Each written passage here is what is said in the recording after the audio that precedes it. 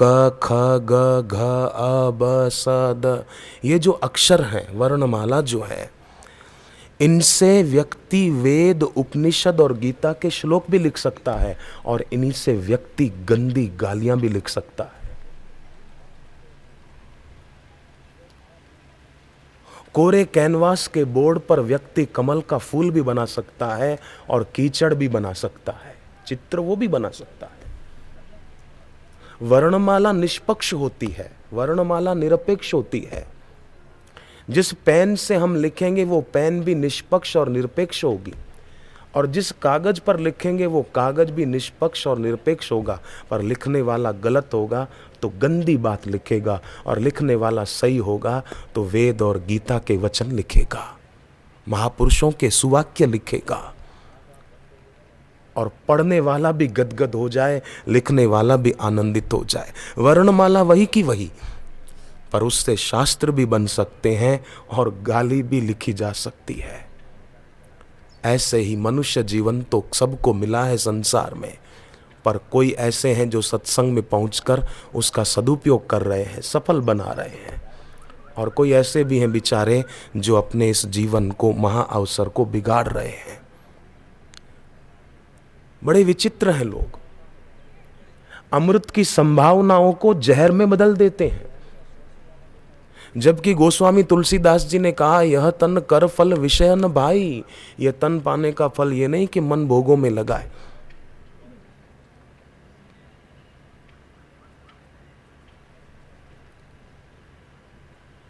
शिक्षक ने पूछा विद्यार्थियों को, बताओ बच्चों, सत्य में और भ्रांति में क्या फर्क है?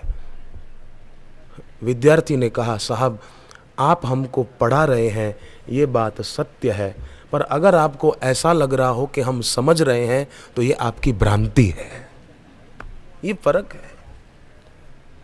तो विद्यार्थी अगर ऐसे होंगे तो कैसे काम होगा, विद्यार्थी उन्नत कैसे होंगे? पर जो सत्संग सुनने आते हैं ना, ध्यान देना, वो विद्यार्थी नहीं होते हैं। आप विद्यार्थी नहीं हैं, आप परमार्थी हैं, आप सत्यार्थी हैं, आप आत्मार्थी हैं, आप ईश्वरार्थी हैं, आप विद्यार्थी नहीं हैं। भले अभी कई ऐसे भी बैठे होंगे जो अभी स्कूल कॉलेजों में पढ़ रहे हैं, पर अभी वो भी विद्यार्थी नहीं हैं, अभी वो परमार्थी हैं, ईश्वरार्थी हैं, आत्मार्थी हैं, सत्यार्थी हैं, और वो ठीक से समझते हैं, ठीक से सुनते हैं, सुनने के बाद अपने जीवन में उसको क्रियान्वित करते हैं और अपने जीवन को उन्नत बनाते हैं। परंतु ना समझ आदमी प्रकाश की संभावनाओं को अंधकार में बदल देते हैं, अमृत की संभावनाओं को जहर में बदल देते हैं। कैसे विचित्र है, आप सोचो जरा। आपने देखा होगा, देखा नहीं तो सुना तो जरूर होगा, कुत्ता होता है ना, कुत्ता, हाँ, कुत्ते को आप गला डूब पानी में खड़ा कर दो, फिर देखो पानी कैसे पीता है, चाट के पिएगा। जैसे गाय माता पीती है ना पानी, ऐसे नहीं पिएगा कुत्ता। पानी में खड़ा है, गला डूब पानी में खड़ा है, फिर भी पानी पीना नहीं आता, चाटता है पानी को जीभ से। ऐसे ही लोग बेचारे जीवन जीना नहीं जानते हैं। जैसे कुत्ता पानी पीना नहीं जानता, गला डूब पानी में खड़ा है, फिर भी प्यास ठीक से बुझा नहीं पाता, जल्दी चाटता है पानी। ऐसे ही कई लोग होते हैं जिनको जीवन जीना नहीं आता, जीवन बिगाड़ रहे हैं, समय को बिगाड़ रहे हैं। समय का सदुपयोग करें और दिशा सम्यक हो, दिशा सही हो। जहाज जा रहा था अपनी स्पीड से, अचानक पायलट ने सूचना दी एयर होस्टेस को, एयर होस्टेस ने सूचना दी यात्रियों को कि एक बुरी खबर है और एक अच्छी खबर है। पैसेंजरों ने उत्सुकतावश होकर पूछा कि बुरी खबर क्या है? बोले बुरी खबर यह है कि दिशा सूचक यंत्र खराब हो गया है, काम नहीं कर रहा है, ये बुरी खबर है। हमको कहां उतरना है ये पता नहीं चल रहा है, बुरी खबर है। पर अच्छी खबर यह है कि हम जहां भी जा रहे हैं बहुत स्पीड से जा रहे हैं। एक खाक अच्छी खबर है, कहाँ जाना ये पता नहीं, कहाँ उतरना ये पता नहीं, पर बोले जहाँ भी जा रहे हैं स्पीड से जा रहे हैं, अच्छी खबर है। अब पेट्रोल खत्म होगा तब ऊपर से ऊपर ही चले जाएंगे कि नहीं? ऐसे ही संसार में सब भागे जा रहे हैं, कमाए जा रहे हैं, खाए जा रहे हैं, पिए जा रहे हैं, पर दिशा का पता नहीं है। कल्याण किस में है ये पता नहीं है। अर्जुन जैसा आदमी देखो सशरीर स्वर्ग में गया, उर्वशी अप्सरा उसके प्रति आकर्षित थी, फिर भी अर्जुन उसके तरफ आकर्षित नहीं हुए। ऐसे बुद्धिमान संयम के शिखर पर बैठे हुए अर्जुन, सदाचार के शिखर पर बैठे हुए अर्जुन भगवान को पूछते हैं गीता में 3 बार, 1 बार नहीं 3 बार भगवान को पूछते हैं कि मेरा कल्याण किस में है वो बताइए। अर्जुन ने भगवान से पूछा है, 3 बार पूछा। आप गीता पढ़ो, 2 अध्याय में, 3 अध्याय में, 5वें अध्याय में अर्जुन ने भगवान को बार बार पूछा मेरा कल्याण किस में है। कितना बुद्धिमान रहा होगा। तो अभी आप यहाँ बैठे हैं इतनी संख्या में, बहुत प्रसन्नता हो रही है आपकी शांति को देखकर, आपकी एकाग्रता को देखकर, आपकी स्थिरता को देखकर बड़ा आनंद आ रहा है। ये धारा अगर बहती रहे, ऐसे ही चलती रहे, तो जैसे गंगा गौमुख से निकलकर चलती रहती है, रुकती नहीं, तो गंगा सागर तक पहुंच जाती है। ऐसे ही हमारी ये धारा निरंतर बहती रहे तो इसी जन्म में काम बन सकता है, कल्याण हो सकता है, मृण्मय में चिन्मय का प्रकाश हो सकता है। आप एक बात बताना, मैं एक प्रश्न पूछना चाहूंगा आपसे कि बुझा हुआ दिया शुभ शगुन माना जाता है क्या? बोलो तो। हाँ, बुझा हुआ दिया शुभ शगुन माना जाता है? नहीं, जगा हुआ दिया, जला हुआ दिया वो शुभ शगुन माना जाता है। घड़ा हो, कलश हो, तो वो खाली कलश शुभ शगुन माना जाता है क्या? हाँ, नहीं, पानी से भरा हुआ कलश शुभ शगुन माना जाता है। जगी हुई ज्योत शुभ शगुन मानी जाती है। तो जब हम इस संसार से जाएं शरीर छोड़कर, तो बुझा हुआ दिया होकर नहीं, जगी हुई ज्योत होकर जाएं। भगवान भी राजी हो जाएं कि अरे वाह वाह, शुभ शगुन हो गया। खाली घड़ा नहीं, भरा हुआ घड़ा होकर जाएं। भगवान भी प्रसन्न हो कि आज शुभ शगुन हो गया। ऐसे जाएं। लोग बेचारे रीते रह जाते हैं। प्रभु मिलन का मार्ग प्यारे, गुरु बिन हाथ न आएगा। चाहे जितनी कर चतुराई, रीता ही रह जाएगा। रीता कोरा रह जाएगा, खाली रह जाएगा। पूर्व पश्चिम उत्तर दक्षिण फिर उम्र गंवाएगा। सदगुरु की जब कृपा हो तो घट में ही गोविंद मिल जाएगा। उनकी कृपा हो जाए, घट में ही गोविंद मिल जाएगा। तो ये उनकी कृपा है कि उन्होंने अपना कीमती समय दिया है। और उज्जैन इस तीर्थ भूमि का, जहाँ सिंहस्थ होता है कुंभ हर 12 साल में, और भगवान महाकाल ज्योतिर्लिंग है जिसकी 12 ज्योतिर्लिंगों में विशेष महिमा है, ऐसा ज्योतिर्लिंग इस भूमि पर है। और भगवान कृष्ण जहाँ गुरु के चरणों में बैठकर विद्या पढ़े थे, वो भूमि भी यही है। ऐसी भूमि पर सत्संग का आयोजन हो, या मैं तो कहता हूँ उज्जैन में रहने वाले लोग भी भाग्यशाली हैं कि ऐसी पवित्र तीर्थ भूमि में रहते हैं। 7 मोक्षदायिनी पुरियों में उज्जैन का नाम है। मैं झूठ नहीं कहता, सच कहता हूँ। अयोध्या, मथुरा, माया, काशी, कांची, अवंतिका, ये उज्जैन, इसका पहले नाम अवंतिकापुरी था ना। तो उस मोक्षदायिनी पुरी में हम बैठे हैं। 2 साल पहले सिंहस्थ कुंभ के पर्व पर गुरुदेव का सत्संग हुआ था। मुझे उसके कुछ दिन बाद एक सज्जन ने चिट्ठी भेजी आश्रम के पते पर। चिट्ठी में लिखा था कि जब कुंभ पर्व था तो बापूजी का सत्संग चिंतामण रोड कोई है ना जगह, हाँ हाँ उस तरफ ही था ना, अपना कैंप वहीं था तब। हाँ, तो मुझे उस सज्जन ने चिट्ठी में लिखा था कि हम चिंतामण रोड से होते हुए उस तरफ गणेश जी का मंदिर है कोई, हाँ चिंतामण गणेश जी का मंदिर, वहाँ बोले हम दर्शन करने जा रहे थे मंदिर में। तो रास्ते में बोर्ड पड़ा कि बापूजी का सत्संग इधर है, गेट लगा हुआ था। तो हम बोले चलो ज़रा दर्शन कर लेते हैं गुरु जी के भी, फिर मंदिर में दर्शन करके आएंगे। तो बापूजी के दर्शन किए, सत्संग सुना, बड़ा आनंद आया। फिर शाम को मंदिर में दर्शन करने गए तो ऐसा लग रहा था मानो गणेश जी के पास आते आते हमको रास्ते में गुरुजी भी मिल गए। गणेश जी के पास जा रहे थे तो गणपति दादा ने राजी होकर सच्चे गुरु के पास पहुंचा दिया। उसके बाद हमने दीक्षा भी ले ली। तब से हमारे घर में बहुत शांति है, आनंद है, आनंद है। मानसिक क्लेश, तनाव सब मिट गए। आदर देना चाहिए। देखो, जब रावण ने कुंभकर्ण को जगाया कि अब तू मेरे को मदद कर, सारे योद्धा मारे गए। तो कुंभकर्ण ने पूछा बात क्या है, वो तो सोया हुआ था ना, क्या बात है? रावण ने सारी बात बताई। तो कुंभकर्ण ने कहा, जगदम्बा हरि आन के शठ चाहत कल्याण, जगदम्बा का तू अपहरण करके लाया है और अब अपना भला चाहता है। कैसे भला होगा तेरा विनाश होगा लगता है। तो रावण कहने लगा कि जगदम्बा, तू सीता जी के लिए जगदम्बा शब्द बोलता है? बोले हाँ हाँ, वो साक्षात जगदम्बा है और राम जी साक्षात परमात्मा है। तो रावण ने कहा, कुंभकर्ण तुझे ये सब किससे पता चला? बोले मैंने नारद जी के चरणों में बैठकर सत्संग सुना था।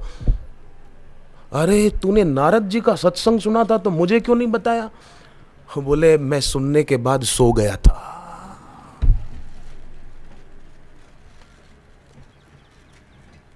नारद जी का सत्संग पार्वती जी ने भी सुना था, पर पार्वती जी सुनकर सोई नहीं। पार्वती जी तो तप में संलग्न हो गई। नित नव चरण उपज अनुरागा, बिसरी देह तप ही मन लागा। उनका तपस्या में मन लग गया। ज्यों ज्यों दिन बीतते थे त्यों त्यों उसका उत्साह बढ़ता जा रहा था। और आखिर पार्वती जी को अपने ध्येय की प्राप्ति हो गई।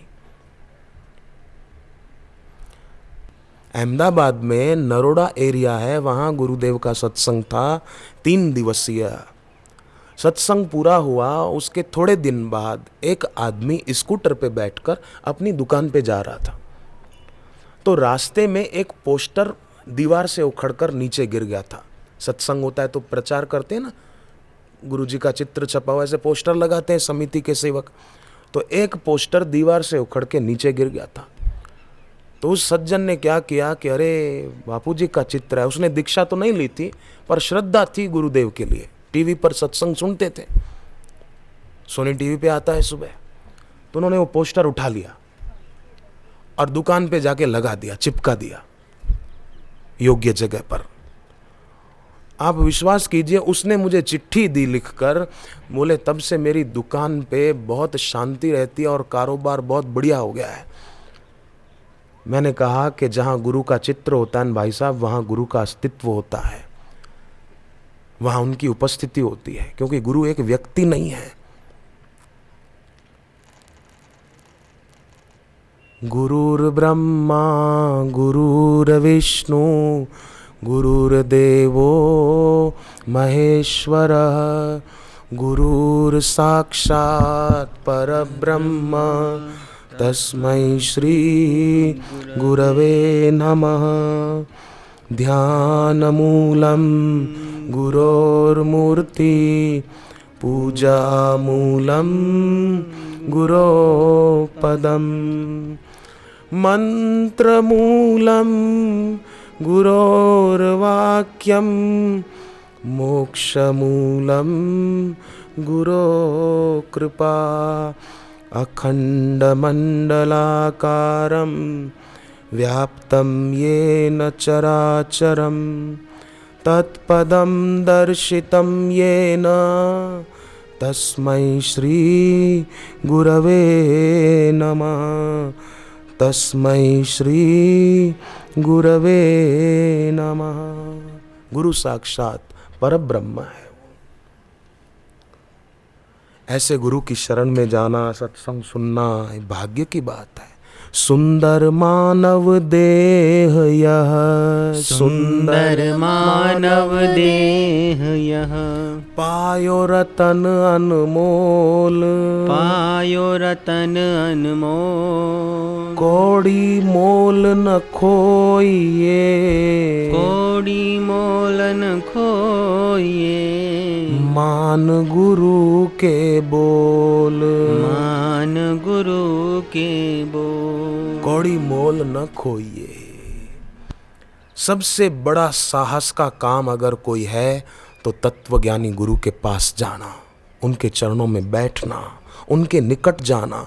ज्यों ज्यों दिल से उनके निकट जाएंगे ना, त्यों त्यों हमारा क्षुद्र मैं तिरोहित होता जाएगा और शुद्ध मैं जागता जाएगा।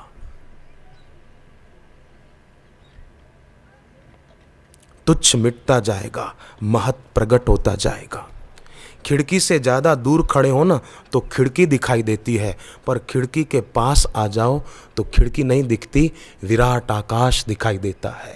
ऐसे ही गुरु से अगर दूर हो तो गुरु एक नर रूप में दिखेंगे, पर दिल से श्रद्धा भक्ति के माध्यम से गुरुदेव के निकट आ जाएं तो गुरु साक्षात परब्रह्म ये अनुभूति होती है। फिर केवल शब्द नहीं रहते, फिर केवल ये वाचिक अनुभव नहीं होता, हार्दिक हो जाता है।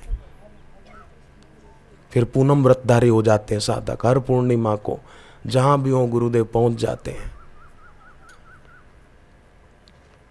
दूरी नहीं लगती कि उज्जैन बहुत दूर है दिल्ली से, पंजाब से। अरे नहीं नहीं, कोई दूर नहीं है, चलो। रिजर्वेशन मिला न मिला भाई चलो, सुविधा नहीं चाहिए, हमें तो गुरु का दीदार चाहिए। सुविधा मिले न मिले, रहने खाने की व्यवस्था मिले न मिले, कोई बात नहीं, जो मिले सो वाह वाह वाह वाह करके पहुंच जाते हैं। ऐसे साधकों को देखकर सच कहता हूँ, मैं हृदय से कहता हूँ, किसी को राजी करने के लिए नहीं कहता हूँ। ऐसे तपस्वी साधकों को, भक्तों को देखकर मैं तो उनको दिल से प्रणाम करता हूँ। बाहर से करने आऊँगा तो प्रणाम करने नहीं देंगे, पर दिल से तो जरूर करता हूँ कि धन्य है उनकी तपस्या को, धन्य है उनकी तितिक्षा को, धन्य है गुरु चरणों के प्रति दृढ़ प्रीति को। ये प्रेम सदा भरपूर रहे गुरुदेव तुम्हारे चरणों में, ये अर्ज मेरी मंजूर रहे गुरुदेव तुम्हारे चरणों में। ये प्रेम बढ़ता रहे, ये प्रेम सदा भरपूर रहे गुरुदेव तुम्हारे चरणों में। ये प्रेम सदा भरपूर रहे गुरुदेव तुम्हारे चरणों में। ये अर्ज मेरी मंजूर रहे गुरुदेव तुम्हारे चरणों में। ये अर्ज मेरी मंजूर रहे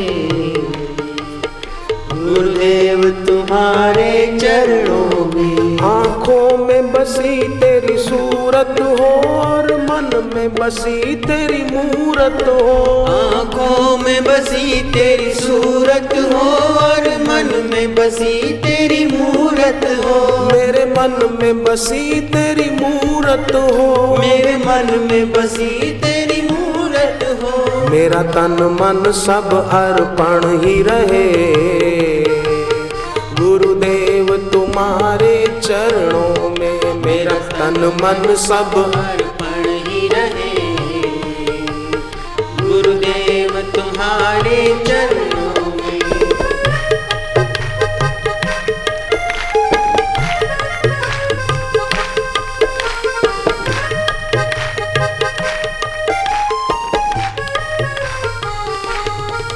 सांसों में तुम्हारा नाम चले और मन में प्रेम की ज्योत जले। सांसों में तुम्हारा नाम चले और मन में प्रेम की ज्योत जले। मेरे मन में प्रेम की ज्योत जले। मेरे मन में प्रेम की ज्योत जले। ये प्रीत सदा बढ़ती ही रहे गुरुदेव तुम्हारे चरणों में। ये प्रीत सदा ही रहे चरणों में।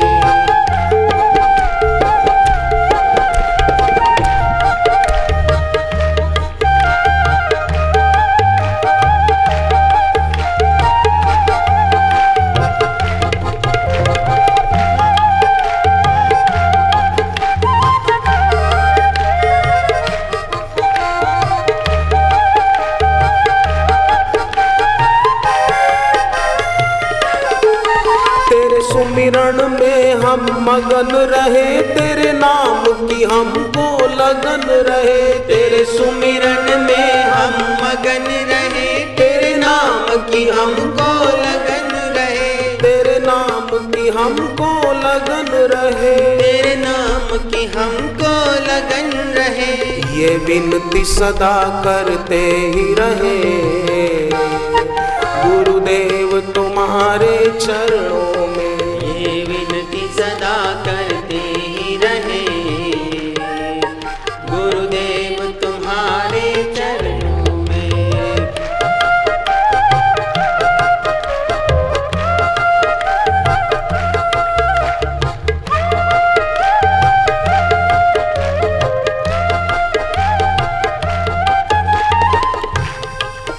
भोगों से सदा हम दूर रहे, भक्ति से सदा भरपूर रहे। भोगों से सदा हम दूर रहे, भक्ति से सदा भरपूर रहे। भक्ति से सदा भरपूर रहे, भक्ति से सदा भरपूर रहे। भक्ति से सदा भरपूर रहे, भक्ति से सदा भरपूर रहे।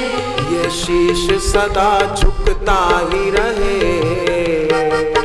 गुरुदेव तुम्हारे चरणों में। ये शीश सदा झुकता ही रहे, गुरुदेव तुम्हारे चरणों में।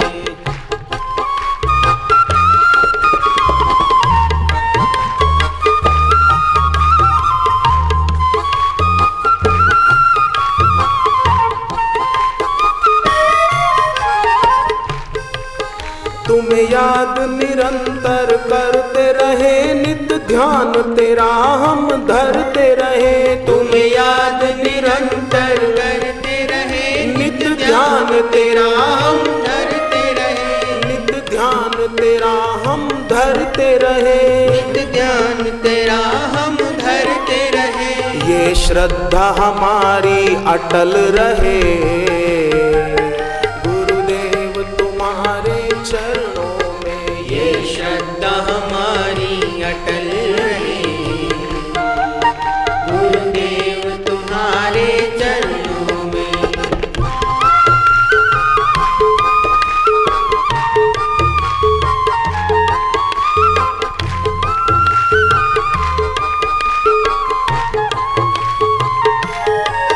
तुम ही तो हमारी मंजिल हो, तुम ही धड़कन तुम ही दिल हो।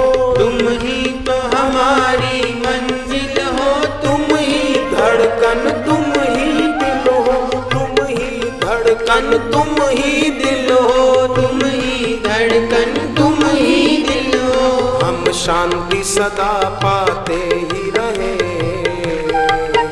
गुरुदेव तुम्हारे चरणों में। हम शांति सदा पाते ही रहे, गुरुदेव तुम्हारे चरणों में। हमें विषयों में ना ममता हो, दुख सुख में सदा ही समता हो। हमें विषयों में ना ममता हो, दुख सुख में सदा ही समता हो। दुख सुख में सदा ही समता हो। दुख सुख में सदा ही समता हो। दुख सुख में सदा ही समता हो। दुख सुख में सदा ही समता हो। शुभ भाव सदा बढ़ते ही रहे, गुरुदेव तुम्हारे चरणों में। शुभ भाव सदा बढ़ते ही रहे, गुरुदेव तुम्हारे चरणों में। गुरुदेव तुम्हारे चरणों में। गुरुदेव तुम्हारे चरणों में। गुरुदेव तुम्हारे चरणों चरणों में, गुरुदेव तुम्हारे चरणों में। श्री गुरु चरण सरोज रज, निज मन मुकुर सुधारी। बरनउँ रघुवर बिमल जस, जो दायक फल चारि। चारों फलों की प्राप्ति हो जाती है, धर्म अर्थ काम और मोक्ष की। गुरु चरण रज शीश धरी, हृदय रूप विचार। श्री आशा रामायण कहो, वेदांत को सार। धर्म कामार्थ मोक्ष दे, रोग शोक संहार। भजे जो भक्ति भाव से, शीघ्र हो बेड़ा पार। भजे जो भक्ति भाव से, शीघ्र हो बेड़ा पार। भवामी न चिरात पार्थ, गीता में आता है। भगवान कहते हैं मैं देर नहीं करता। तेषाम अहम समुद्धारता, मृत्यु संसार सागरात भवामी न चिरात पार्थ। भवामी न चिरात पार्थ माना है पार्थ मैं देर नहीं करता। भजे जो भक्ति भाव से, शीघ्र हो बेड़ा पार, शीघ्र हो। भवामी न चिरात पार्थ, मया वेशित चेतिसाम। देर नहीं लगती। भगवान के मिलने में दूरी है न देरी है, देरी है मोह ममता अभिमान मिटाने में। मोह ममता अभिमान, अभिमान तो मिटा कर ही बैठे हैं। कितनी नम्रता से बैठे नीचे, जहाँ जगह मिल गई। दिल्ली के एक सज्जन बैठे हैं, पूनम व्रतधारी दादा। उम्र बड़ी है पर बुद्धि भी बहुत बड़ी है, सूक्ष्म है। इतनी उम्र में भी पूनम व्रत का नियम ले रखा। हम दिल्ली 2 दिन पहले इनके घर पर गए थे। 1-2 दिन पहले की बात है ना, इनके घर पर गए थे, परसों की बात है। तो इन्होंने मुझे कहा कि बस मैं जब तक शरीर से रहूं दुनिया में, तब तक मेरा पूनम व्रत चलता रहे, मुझे छोड़ना नहीं है। इनकी पत्नी ने भी और इन्होंने भी। इनका घर देखो तो आलीशान राजमहल जैसा घर है, किसी चीज़ की कमी नहीं है। गाड़ियां हैं, मकान है, व्यापार है, पैसा है, सब कुछ है। पर इतने राजमहल जैसे घर को भी, सुविधा को भी लात मारकर हर पूर्णिमा को बापूजी के दर्शन करने पहुंचते हैं। दादा हाथ ऊपर करो तो जरा। आगे बैठे, दोनों हाथ ऊपर किए हैं। इनकी पत्नी भी बैठी होगी। कहाँ बैठी हैं? इनकी पत्नी बैठी होगी यहीं कहीं। हाँ, वो बैठी पास में। हाथ ऊपर करो ठीक से जरा। ये पूनम व्रतधारी हैं, आगे बैठे हैं।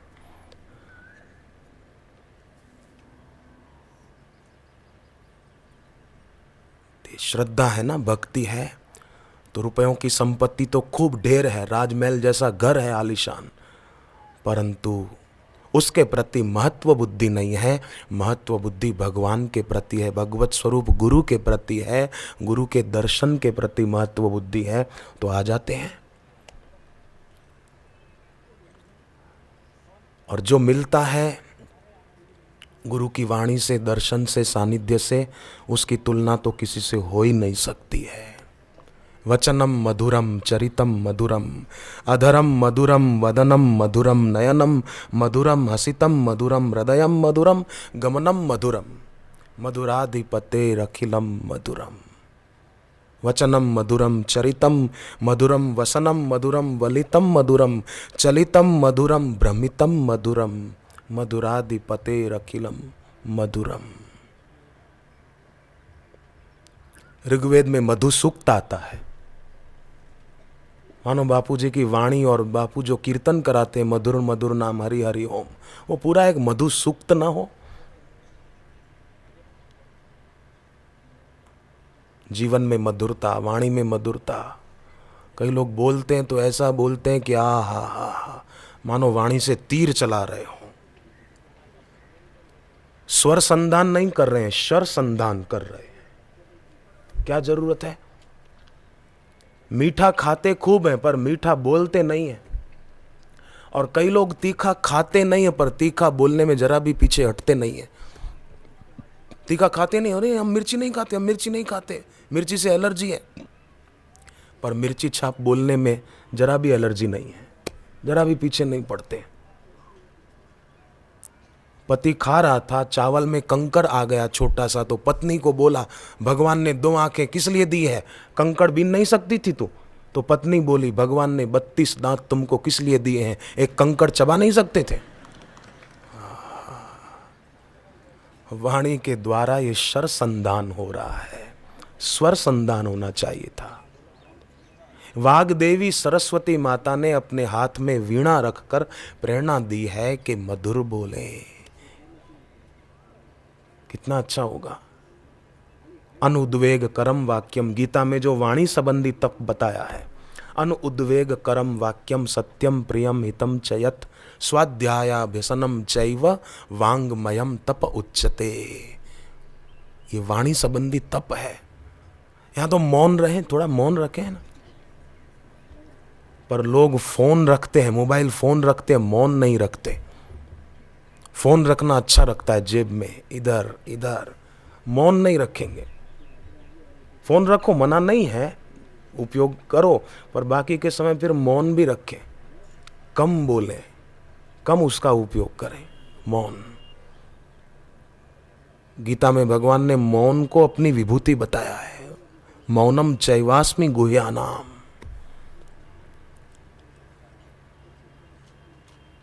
सत्संग में कैसे मौन हो जाते हैं 1-2 घंटा, सुनने वाले को बहुत मजा है, हाँ आनंद है, कोई परिश्रम नहीं, बस चलकर आने का श्रम हुआ, बाकी तो आके बैठेगा, बोलो महाराज क्या बोलते हो, सुनने वाले को तो आनंद है। सुनना भी भक्ति बन जाता है। प्रहलाद को उसके बाप ने पूछा तुम्हें क्या पसंद है, तो हिरण्यकश्यपु को प्रहलाद ने कहा कि पिताजी मुझे 9 बातें पसंद है।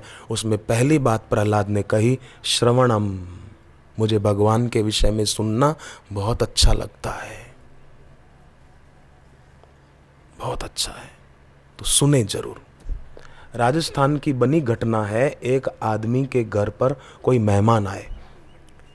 अब मेहमान को खिलाना पिलाना भी है, कुछ नाश्ता कराना है, तो पास वाले कमरे में जाकर पत्नी को पति ने पूछा कि इनको क्या खिलाएंगे बनाकर।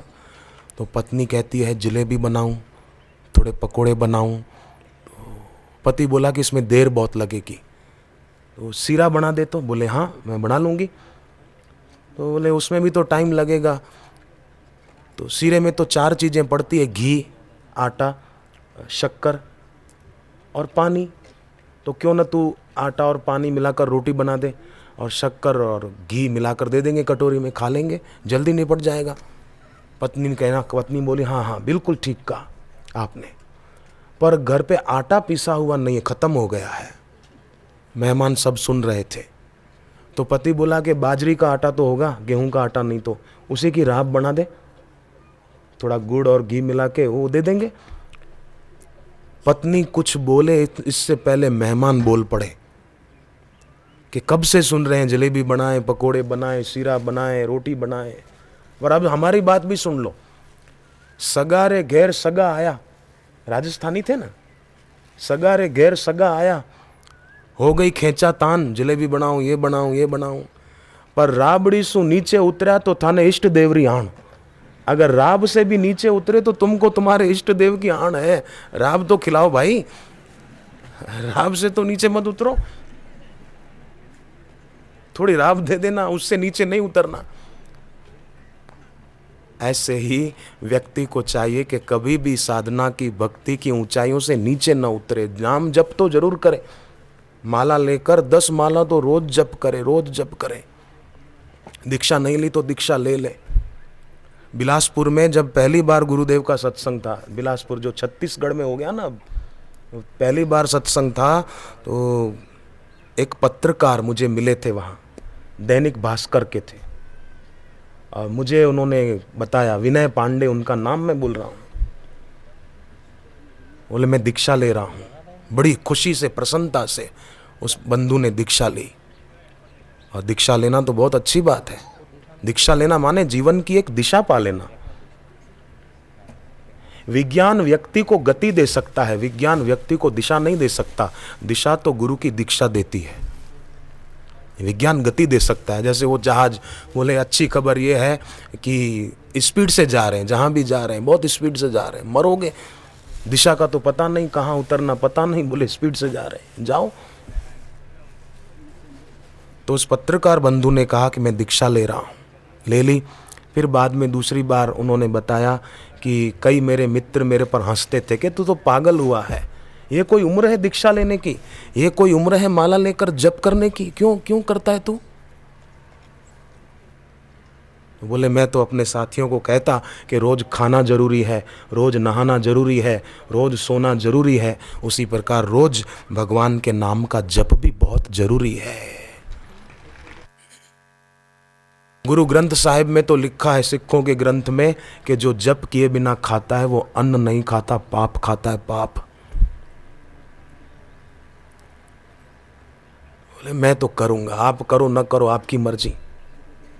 अरे बोले ये कोई उम्र थोड़ी है। अरे भाई साहब को कब उम्र आएगी? ये पाकिस्तान में भूकंप आया, कितने लोग मर गए कुछ समय पहले, किसको पता था आने वाली मिनट हम दुनिया में नहीं होंगे? अरे मेरठ में जो अग्निकांड हुआ, किसको पता था कि हम तो घूमने फिरने जा रहे हैं पर सदा के लिए चले जाएंगे? किसको पता था भाई? कोई पता नहीं है।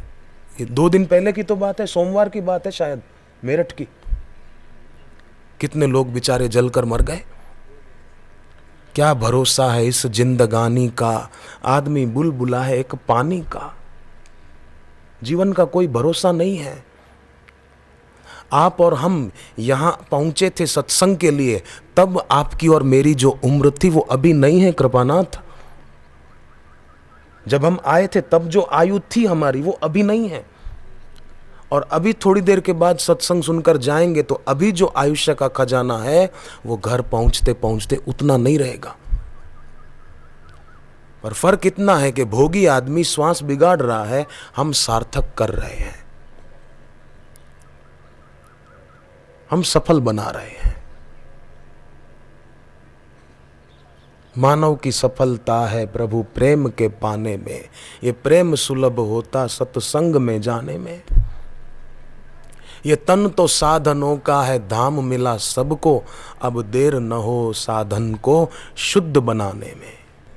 वो पत्रकार बंधु विनय पांडे ने बाद में बताया कि उनकी पत्नी को प्रसूति होने वाली थी। डॉक्टरों ने कहा जब पीड़ा हुई कि बच्चा अंदर मर गया है, ऑपरेशन करके निकालना पड़ेगा। बच्चा निकाला, ऑपरेशन नहीं किया, गुरु गीता का पाठ करके गाय के गोबर का रस दे दिया। जब बच्चा जन्मा तो नर्स ने उसको मरा हुआ समझ के एक तरफ रख दिया, पर कुछ ही क्षणों में तो वो बच्चा रोने लगा और अभी भी वो बच्चा सकुशल है, जीवित है। उसको देखकर उनके और पत्रकार साथी भी भक्त बन गए।